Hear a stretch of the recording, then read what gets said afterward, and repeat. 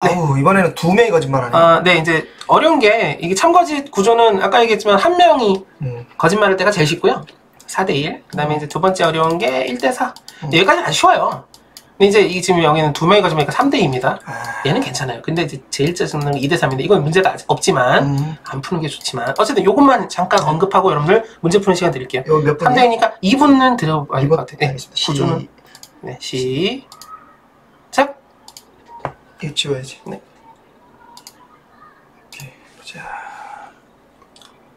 범인은 한 명이구만. 네. 말하면 이제 들리니까 속으로 생각하세요.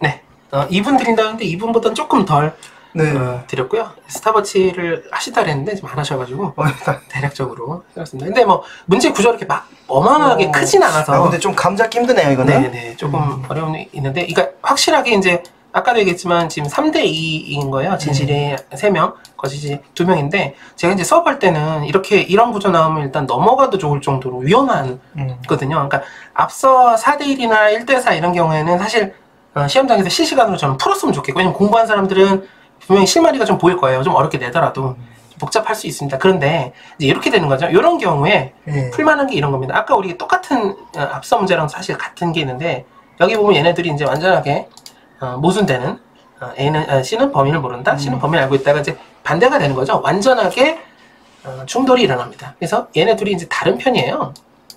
A와 E가 다른 편이고 사실 저는 원래 기호적으로는 쓰는 게 있는데 이렇게 쓰겠습니다. 그럼 무슨 얘기냐면 A랑 E가 완전히 반대되는 얘기를 했기 때문에 둘 중에 한 명은 진실이고 한 명은 거짓이죠. 이해되실까요? 네. 그럼 얘네 둘을 빼면 여기서 이제 한 명 한 명씩 빼고 보면 2대1이 되는 이제 쉬운 문제가 되는 거죠. 이제 3명 갖다가 2대1 문제를 푸는 게 되는 거예요. 그래서 항복법을 이렇게 벗겨내면 그 다음에는 이제 쉬운 문제가 된다라는 얘기를 좀 드리고 싶어서 물론 이런 포인트가 있어야만 합니다. 3대2나 2대3에서는 완전하게 모순되는 두 개가 부정의 말을 하는 게 있다 그러면 그건 풀만한 거예요. 왜냐면 걔네 둘 빼고 보면 이제 3대2가 아니라 한 명 한 명씩 뺐으니까 2대1이 되는 거죠. 그러면 이제 C가 진실을 얘기하고 있다고 하니까 BC는 같은 편이니까 BC가 진실이 되고 이제 D가 거짓말이고요. D가 한 말이 거짓말이니까 D는 범인이 아니다가 거짓말이니까 D가 범인이 다. 제가 어떻게 푸는지 얘기 드릴까요? 네, 궁금합니다. 저는 그러니까 요 선지를 보고 이 생각을 했어요. 이 말 가지고 범인을 찾을 수 있을까? 그 생각을 먼저 했어요. 왜 그러냐면 누가 범인이다라는 얘기를 아무도 안 하고 있어요. 그렇죠. 결국은 범인을 찾을 수 있는 정보로는 C에 대해서만 3명이 얘기하고 있고 근데 C가 범인이다 아니다라고는 아무도 얘기를 안 하고 있어요. 그렇죠. 그러면 저기서 그러면 B가 범인이 아니다 또는 D가 범인이 아니다라는 표현만 범인을 찾을 수 있는 단서거든요. 그렇죠. 맞습니다. 그러니까 B 아니면 D 중에 하나가 범인일 수밖에 없다. 표현. 맞습니다.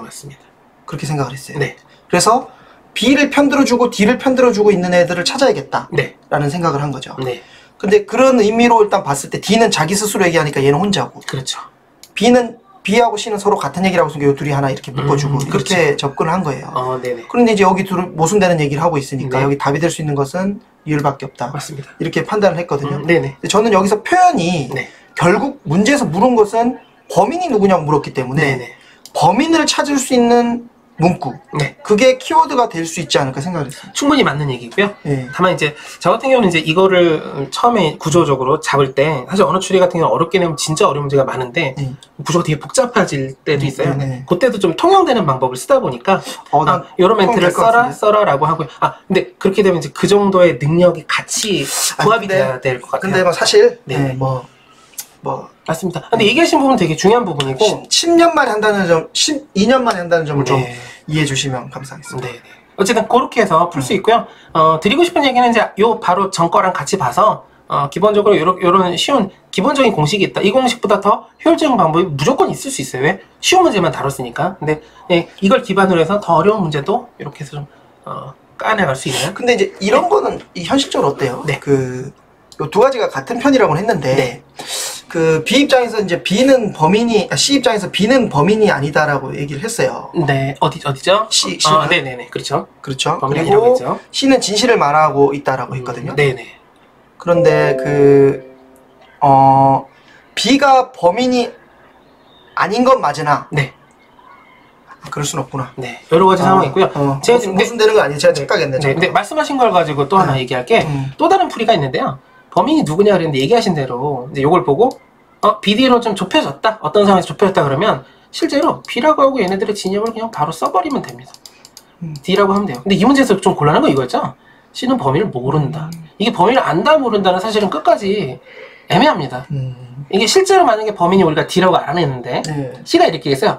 B는 범인이 아니다라고 얘기했는데 이게 범인을 안다고 얘기를 할 수 있는지 없는지는 이 문제 구조에서 약간 열려 있어요. 의견이 분분할 수 있어요. 그래서 일부러 여기 있는 안다 모른다는 충돌하는 용어로 썼고 이 두 개가 서로 빠지면서 3대2가 2대1이 되고 아주 쉬운 문제가 된다.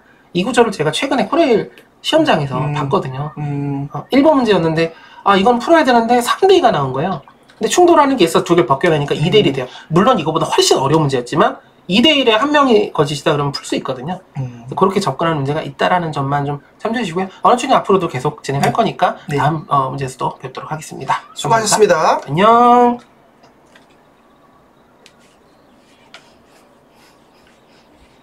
계속 하는 거예요? 아니요, 이제 꺼야죠.